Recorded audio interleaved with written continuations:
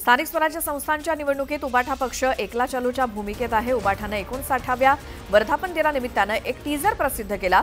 यातून हिंदुत्वाची साथ घालण्यात आली आहे। कुटुंबासोबतच निष्ठावंतांचा वर्धापन दिन या टॅगलाईनमुळे अनेकांच्या भुवया उंचावल्या आहेत। जयंत पाटलांनी उदय सामंतांची भेट घेतली। दोघांमध्ये तब्बल 1.5 तास चर्चा झाल्याची माहिती सूत्रांनी दिली। उपमुख्यमंत्री एकनाथ शिंदेंच्या सूचनेवरूनच भेट झाल्याची माहिती आहे। सांगलीमध्ये काँग्रेसला भाजपनं मोठा धक्का दिलाय। काँग्रेस नेत्या जयश्री पाटलांनी भाजपात प्रवेश केला। मुख्यमंत्री देवेंद्र फडणवीस आणि प्रदेशाध्यक्ष चंद्रशेखर बावनकुळे यांच्या उपस्थितीत हा पक्ष प्रवेश झाला। जयश्री पाटील या माजी मुख्यमंत्री वसंतदादा पाटील यांच्या नातसून आहेत। ठाणे जिल्ह्यात काँग्रेस पदाधिकाऱ्यांची बैठक झाली। यावेळी पदाधिकाऱ्यांसह विभागनिहाय आढावा घेण्यात आला। यावेळी पक्षविरोधी काम करणाऱ्यांवरती कारवाई करण्याची मागणी कार्यकर्त्यांनी केली।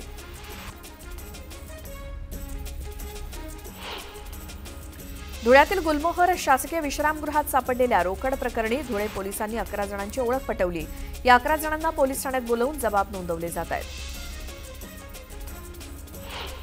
नाशिकच्या कुंभमेळ्यासाठी विशेष अभ्यास समिती गठीत करण्यात आली आहे। या समितीत 7 सदस्यांचा समावेश आहे।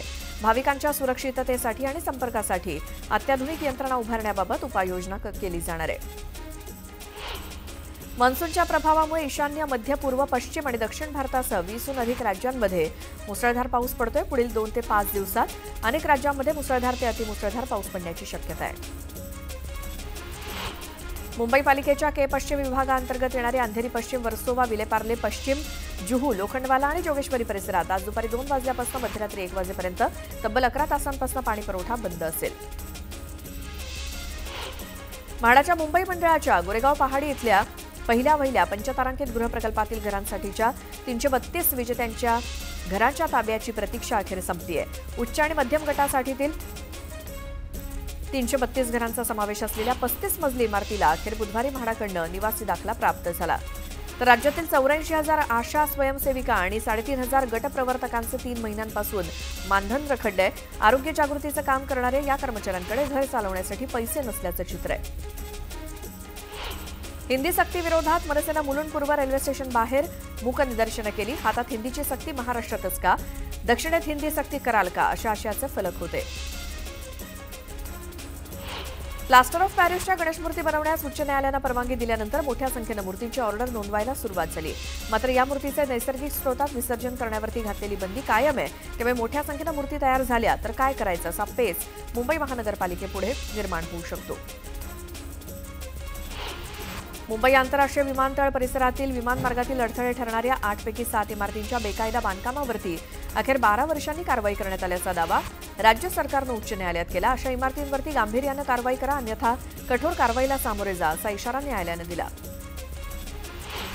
10 दिवसांनंतरही मुंब्रा लोकल रेल्वे दुर्घटनेचं गूढ काही उकललेलं नाही। लोकलमधून प्रवासी कसे पडले याचा उलगडा रेल्वे प्रशासनाला किंवा लोहमार्ग पोलिसांना करता आलेला नाही। रेल्वेचे मोटरमन, गार्ड यांच्यासह अन्य काहींची चौकशी लोहमार्ग पोलिसांना करायची आहे। मात्र रेल्वेकडनं हवे तसं सहकार्य मिळत नसल्याचं सांगितलं जातंय। चांदीच्या भावात वाढ कायम असून 1500 रुपयांची वाढ झाली आहे। त्यामुळे चांदी 1,10,000 रुपये अशा नव्या उच्चांकी भावावरती पोहोचली आहे। सोन्याच्या भावात सुद्धा 200 रुपयांची वाढ होऊन ते 99,500 रुपयांवरती पोहोचले। यानंतर एक महत्त्वाची बातमी बघूयात। शिवसेनेचा आज 59वा वर्धापन दिन आहे। शिवसेनेतल्या फुटीनंतर आज हा 3रा वर्धापन दिन साजरा होतोय। त्यामुळे पक्ष एक पण वर्धापन दिन वेगवेगळे होण्याची ही 3री वेळ आहे। उबाठा शिवसेनेचा 59वा वर्धापन दिन माटुंगा इथल्या षण्मुखानंद सभागृहात संपन्न होणार आहे आणि या सोहळ्यात शिवसेना पक्षप्रमुख उद्धव ठाकरे यांची तोफ धडाडणार आहे। यावेळी उद्धव ठाकरे जोरदार शक्ती प्रदर्शन करण्याच्या तयारीत आहेत। शिवाय ते पालिका निवडणुकांचं रणशिंग देखील वर्धापन दिनीच फुंकतील। वर्धापन दिनाच्या निमित्तानं एकनाथ शिंदे सुद्धा शक्ती प्रदर्शन करणार आहेत। विशेष म्हणजे आदित्य ठाकरेंचा मतदारसंघ असलेल्या वरळीत ते वर्धापन दिन साजरा करतायत। एकनाथ शिंदे हे वर्धापन दिनाच्या निमित्तानं पालिका निवडणुकीचं रणशिंग फुंकतील आणि या वर्धापन दिनाच्या पूर्वसंध्येला एकनाथ शिंदे यांच्या शिवसेनेनं आपली भविष्यातली राजकारणाची दिशा स्पष्ट केली असून हिंदुत्व आहे गाठीशी, महाराष्ट्र उभा पाठीशी असं सांगत वाघासोबत चालणारे एकनाथ शिंदे यांचं व्यंगचित्र प्रसिद्ध करण्यात आलंय। या व्यंगचित्राच्या माध्यमातून ठाकरे गटाला डिवचण्याचा प्रयत्न शिंदे सेनेनं केलाय। तर या वर्धापन दिन सोहळ्यात उद्धव ठाकरे मनसेसोबतच्या युतीबाबत भूमिका स्पष्ट करण्याची शक्यता आहे।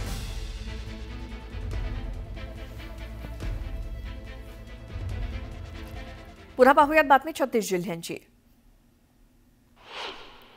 एरंडोल तालुक्यातील रिंगणगाव इथे अल्पवयीन मुलाच्या हत्येप्रकरणी 2 आरोपींना पोलिसांनी अटक केली। 36 तासात गुन्हा उघडकीस आणत पोलिसांनी दोघांना बेड्या ठोकल्यात, तर तिसऱ्या आरोपीचा शोध सुरू आहे। पावसाळा सुरू झाला असला तरी मराठवाड्याच्या काही भागात पाणी टंचाईला तोंड द्यावं लागतंय। 376 गावं आणि वाड्यांमध्ये 470 टँकरनं पाणी पुरवठा केला जातोय। सर्वाधिक टँकर छत्रपती संभाजीनगर जिल्ह्यात आहेत। शहापुरातील डोळखांब परिसरात बिबट्याचा मुक्त संचार बघायला मिळतोय, त्यामुळे नागरिकांमध्ये भीतीचं वातावरण आहे। बंधनपाडा इथे बिबट्याच्या हालचाली कॅमेऱ्यात कैद झाल्या असून वन विभागाकडून सतर्क राहण्याचे आदेश दिलेत। नागपुरातील 25 वर्षीय सुवर्णा शास्त्रीनं पहिल्याच प्रयत्नात न्यायाधीश परीक्षा उत्तीर्ण केली। सुवर्णानं महाराष्ट्रात 8वा क्रमांक तर विदर्भातून प्रथम क्रमांक मिळवलाय। नाशिक महामार्गावरती शहापूर जवळच्या ब्रिजखाली भले मोठे खड्डे पडलेत। या खड्ड्यांमुळे सतत वाहतूक कोंडी होत असल्यामुळे वाहतूक कोंडी सोडवताना वाहतूक पोलिसांना मनस्ताप सहन करावा लागतोय। त्यामुळे रस्त्यावरचे खड्डे तात्काळ भरून काढावे अशी मागणी नागरिकांनी केली। जळगाव जिल्ह्यातील 225 गावात 4000 हेक्टरवरील फळबागा भुईसपाट झाल्यात। मागील 3 महिन्यात 27,661 शेतकऱ्यांचं नुकसान झालं असून नुकसानीचा सर्वाधिक फटका केळी बागांना बसलाय, तर 1900 हेक्टरवरील केळी बागा उद्ध्वस्त झाल्यात। क्यूएस वर्ल्ड युनिव्हर्सिटी रँकिंगमध्ये देशातील सर्वोत्तम 20 शिक्षण संस्थांच्या यादीत मुंबई विद्यापीठाला स्थान मिळालं। विद्यापीठानं या यादीत 17व्या क्रमांकावरती झेप घेतली आहे, तर IIT मुंबईची घसरण झाली असून ते दुसऱ्या स्थानी गेलंय। राज्य सामायिक प्रवेश परीक्षा कक्षानं 2 जून रोजी प्रसिद्ध केलेल्या संभाव्य वेळापत्रकानुसार विधी 3 वर्ष अभ्यासक्रमाचा निकाल 17 जूनला जाहीर करण्यात येणार होता। मात्र संभाव्य तारीख उलटली तरी अद्याप निकाल जाहीर करण्यात आलेला नाही, त्यामुळे विद्यार्थ्यांमध्ये चिंतेचं वातावरण आहे। ITI ऑनलाईन प्रवेशाला विद्यार्थ्यांचा चांगला प्रतिसाद मिळत असून आतापर्यंत जवळपास 1,80,000 विद्यार्थ्यांनी ऑनलाईन अर्ज केलेत। यापैकी 1,63,808 विद्यार्थ्यांनी शुल्क भरून आपले अर्ज निश्चित केलेत। परीक्षेत यशस्वी होण्यासाठी तरुणांनी प्रश्नपत्रिकेची भाषा अतिशय काळजीपूर्वक निवडण्यास सुरुवात केली आहे। पूर्वी स्थानिक भाषेत शिकवणाऱ्या नोट्स आणि शिक्षकांमुळे नीट परीक्षेत हिंदी, गुजराती, मराठी, तेलुगू आणि इतर भाषांमधून बसणाऱ्या विद्यार्थ्यांची संख्या इंग्रजीच्या तुलनेत अधिक होती। मात्र आता बहुतेक विद्यार्थी इंग्रजी भाषा निवडतायत।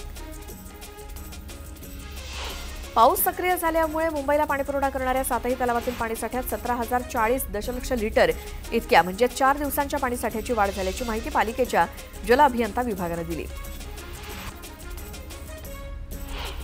खडकवासला धरण साखळीतील 4ही धरणांमध्ये एकूण 6.97 TMC म्हणजेच 23.91% पाणीसाठा जमा झालाय। गेल्या वर्षी याच दिवशी साठा फक्त 3.66 TMC म्हणजेच 12.57% इतका होता। संजय गांधी राष्ट्रीय उद्यानामध्ये अनेक पावसाळी धबधबे आहेत। गेल्या काही दिवसांपासून सुरू असलेल्या पावसामुळे हे धबधबे वाहायला सुरुवात झाली असून पर्यटकांना ते खुणावू लागलेत। मात्र वन विभागानं पर्यटकांना धबधब्यावरती जाण्यास बंदी घातली आहे। बंदी आदेश झुगारून प्रवेश केल्यास गुन्हा दाखल होऊन दंड आकारला जाणार आहे।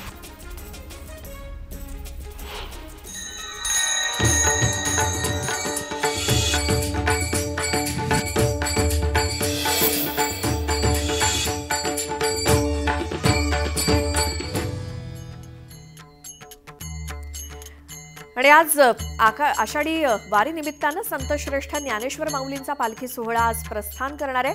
या सोहळ्यामध्ये सहभागी होण्यासाठी राज्यभरातील लाखो वारकरी आळंदीमध्ये दाखल झालेत। पहाटे 4:30 वाजता श्रींच्या समाधीला पवमान अभिषेक घातल्यानंतर आता भक्तगण माऊलींच्या समाधीचं दर्शन घेत आहेत। या सोहळ्यानिमित्त केल्या जाणाऱ्या कीर्तनाची सुरुवात 9 वाजता होईल आणि त्यानंतर पुन्हा एकदा समाधीच्या दर्शनासाठी भक्तांना वेळ दिला जाईल। तर संध्याकाळी 5 वाजता पालखी सोहळा पार पडेल आणि त्यानंतर रात्री 8 वाजता माऊलींचा पालखी सोहळा पंढरपूरकडे प्रस्थान ठेवेल। त्याआधी आळंदीतून दुथडी भरून वाहणाऱ्या इंद्रायणीच्या घाटावरती भक्तांची मांदियाळी जमली आहे। आमचे प्रतिनिधी गोविंद वाकडे आपल्या सोबत आत्ता आहेत आळंदीतनं। काल संत तुकाराम महाराजांची पालखी निघाली, आज ज्ञानेश्वर माऊलींची निघेल। गोविंद, कसं नियोजन आहे?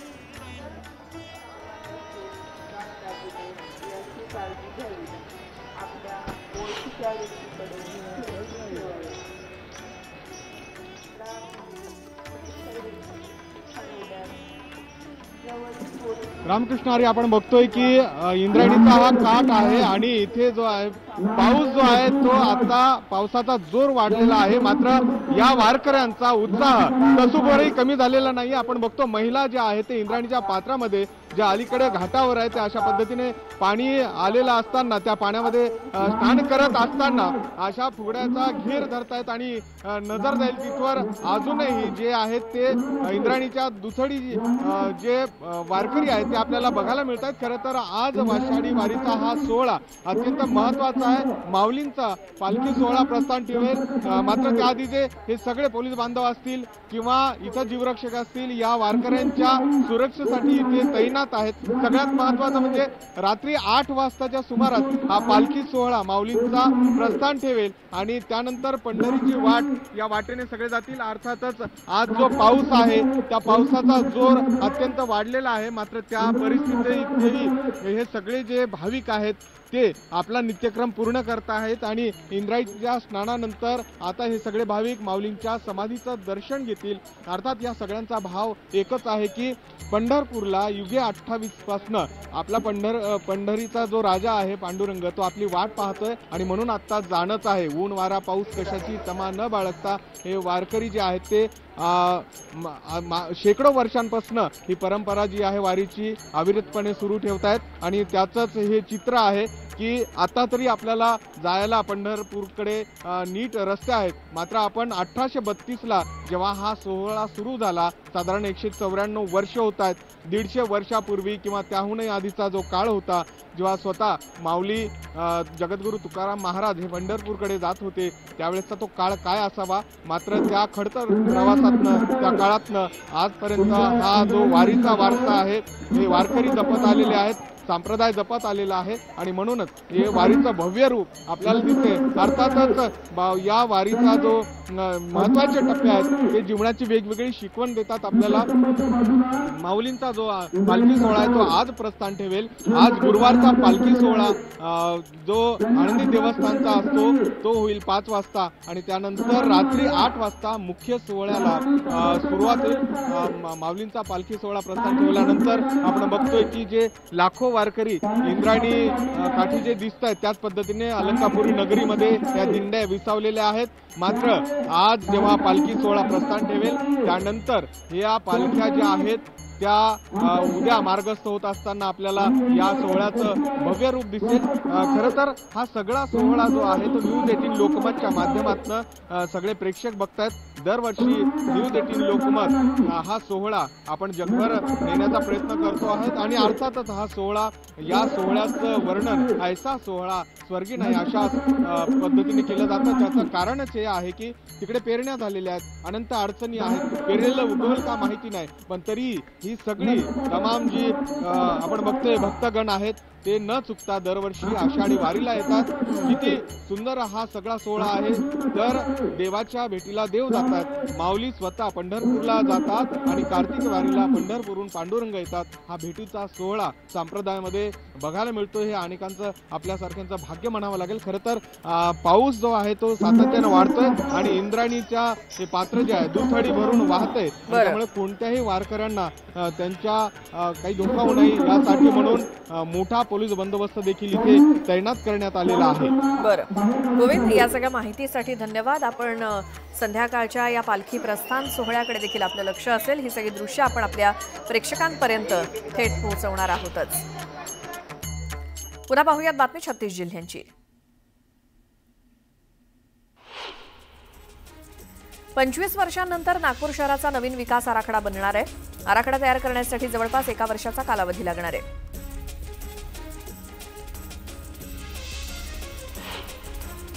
चंद्रपूर जिल्ह्यातल्या वरोरा भद्रावती विधानसभा क्षेत्रातले अनेक माजी नगरसेवक, सरपंच, उपसरपंच, सदस्य, युवक आणि महिला कार्यकर्त्यांनी शिवसेनेत प्रवेश केला. या पक्षप्रवेशामुळे वरोरा भद्रावतीत शिंदे गटाची ताकद वाढणार आहे. सांगलीच्या मिरजमध्ये तळीरामांना पोलिसांनी दणका दिला. मार्केट यार्डात जनावरांच्या बाजारात मद्यप्राशन करणाऱ्या जवळपास 24 जणांना पोलिसांनी दारूसह ताब्यात घेतलं. मुंबईला पाणीपुरवठा करणाऱ्या धरण क्षेत्रात सध्या समाधानकारक पाऊस होतोय. गेल्या 2 दिवसात धरणातील पाण्याची पातळी 2% वाढल्यामुळे 23,000 दशलक्ष लिटर पाणी जमा झालंय. मात्र तरी देखील राखीव साठ्यातनं पाणी उचलणं सुरूच आहे. जळगावात मे महिन्यात वादळासह झालेल्या पावसानं पिकांचं अतोनात नुकसान झालं. नुकसानीचा आकडा 31,12,00,000च्या घरात पोहोचलाय. जिल्हा प्रशासनानं बाधित शेतकऱ्यांना मदत मिळण्यासाठी राज्य शासनाकडे प्रस्ताव सादर केला. अवकाळी पाऊस आणि वादळी वाऱ्यामुळे यंदा जळगावात 3 महिन्यात 27,661 शेतकऱ्यांच्या 15,000 हेक्टर क्षेत्राचं नुकसान झालं. यात जूनमध्ये 4,016 हेक्टरचं नुकसान तर 3,488 शेतकरी बाधित झालेत. सर्वाधिक फटका केळी उत्पादकांना बसलाय. छत्रपती संभाजीनगरमधील माळीवाडा परिसरातील रेल्वेच्या कंटेनर डेपोला भीषण आग लागली. यात 3 कंटेनरसह मोठी क्रेन जळली आहे. डेपोमधील इंधनामुळे ही आग लागल्याचा प्राथमिक अंदाज आहे. छत्रपती संभाजीनगरातील धक्कादायक घटना समोर आली. एका 11 वर्षीय मुलीचा विनयभंग करण्यात आला. याबाबत मुलीच्या आईनं चौकशी करण्याचा प्रयत्न केला असता तिलाही मारहाण करण्यात आली. या प्रकरणी गुन्हा दाखल झाला असून पोलिसांकडून तपास सुरू आहे. ऊस शेतीसाठी एआय टेक्नॉलॉजी वापराच्या नावाखाली 200 टन उत्पादन ही बारामतीची भानामती असल्याची टीका शेतकरी संघटनेचे ज्येष्ठ नेते रघुनाथ दादा पाटील यांनी केली. एआयच्या माध्यमातून शेतकऱ्यांना लुटण्याचा डाव सुरू असल्याचं त्यांनी म्हटलं. राज्य परिवहन विभागाच्या इंटेलिजंट ट्रॅफिक मॅनेजमेंट सिस्टीम अंतर्गत मुंबई पुणे महामार्गावरती जुलै ते डिसेंबर 2024 या कालावधीत 18,25,000 ई चलान जारी करण्यात आले. त्यापैकी 6,24,000 चलान चुकीचे असल्याचे समोर आले. राज्यात कोरोनाचे 61 नवीन रुग्ण आढळलेत. मुंबईत 19 नवीन रुग्णांची नोंद झाली आहे. तर मागील 3 महिन्यात मुंबईमध्ये सर्वाधिक 899 रुग्ण आढळले असून त्यापैकी जूनमध्ये सर्वाधिक 458 रुग्णांची नोंद झाली आहे. धारावीमध्ये क्षयरोग, मलेरिया, डेंग्यू आणि अतिसार या साथीच्या आजारांचे रुग्ण मोठ्या प्रमाणात आढळत आहेत. तर पावसाळ्यामध्ये तरी किमान या आजारांना थोपवण्यासाठी सुरुवातीपासूनच उपाययोजना करावी अशी मागणी धारावीतील रहिवाशांनी केली आहे. बारामती शहरातील अमराई परिसरातील पीडीसीसी बँक रात्री 11 वाजता देखील चालू होती असा आरोप करण्यात आलाय. याच बँकेत माळेगाव सहकारी साखर कारखान्याच्या निवडणुकीच्या मतदारांच्या याद्या देखील सापडल्या असा दावा सहकार बचाव पॅनलकडून करण्यात आलाय. यंदा मान्सूनपूर्व पावसानं जोरदार हजेरी लावल्यामुळे अकोल्यासह विदर्भातील अनेक शेतकऱ्यांनी पेरण्या केल्या आहेत. पिकांना अंकुरही फुटलेत. मात्र अंकुरित पिकांवरती वाणी किडीनं हल्ला केल्यामुळे कपाशीसह तुरीचं पीक धोक्यात आल्यामुळे शेतकरी त्रस्त झाले. सातारा जिल्ह्यात चांगला पाऊस झाला असला तरी पेरण्या रखडल्या आहेत. कराड पाटण तालुक्यात होत असलेल्या मुसळधार पावसानं उघडीप देताच शेतकरी भुईमूग, सोयाबीन, ऊस लागवड करण्याकडे वळल्याचं दिसतंय. शेवगावात पोलिसांनी कारवाई करत तंबाखू विक्री आणि मावा बनवणाऱ्या टोळीचा पर्दाफाश केला. महाराष्ट्रामध्ये विक्रीस बंदी असलेल्या पदार्थांचा साठा सापडला असून एकूण 3.86 लाख रुपयांचा मुद्देमाल जप्त करण्यात आलाय. पॅरिस इथे आयोजित एअर शो दरम्यान डसॉल्ट एव्हिएशन आणि रिलायन्स एरोस्पेस लिमिटेड यांच्यात फाल्कन 2000 जेट्सच्या निर्मितीसाठी ऐतिहासिक करार करण्यात आलाय. फ्रान्सच्या बाहेरच अशा प्रकारची प्रथमच ही निर्मिती होणार आहे. ही निर्मिती नागपुरात होणार असल्याबद्दल मुख्यमंत्री देवेंद्र फडणवीसांनी आनंद व्यक्त केला असून या कराराचं स्वागत केलं. जळगाव जिल्ह्यातील सर्वात मोठं पाणलोट क्षेत्र असलेल्या हातनूर धरणाचे 2 दरवाजे अर्धा मीटरनं उघडलेत. पाण्याची आवक वाढल्यामुळे धरणातून 2,774 क्युसेक पाण्याचा तापी नदी पात्रात विसर्ग सुरू आहे. यानंतर एक मोठी बातमी आहे. छत्रपती संभाजीनगरमध्ये तुटलेल्या तारांचा स्पर्श झाल्यामुळे 2 शेतकऱ्यांचा मृत्यू झाला होता. या प्रकरणी एमआयडीसी सिडको पोलिसांनी या कामाची पहिली जबाबदारी असलेल्या महावितरणचा लाईनमन प्रेमचंद लालचंद चव्हाण याला अटक केली आहे. सोमवारी संध्याकाळी ही घटना घडली. कुटुंबासह ग्रामस्थांनी तब्बल 2.5 तास दोघांच्या मृतदेहासोबत रास्ता रोको केला आणि ही परिस्थिती नियंत्रणाबाहेर जात असताना पोलिसांनी धाव घेऊन महसूलच्या अधिकाऱ्यांसोबत संवाद साधत परिस्थिती नियंत्रणात आणली आणि मंगळवारी पहाटे महावितरणचे मुख्य अभियंत्यांसह संबंधित लाईनमन आणि काही कर्मचाऱ्यांवरती सदोष मनुष्यवधाचा गुन्हा दाखल केला.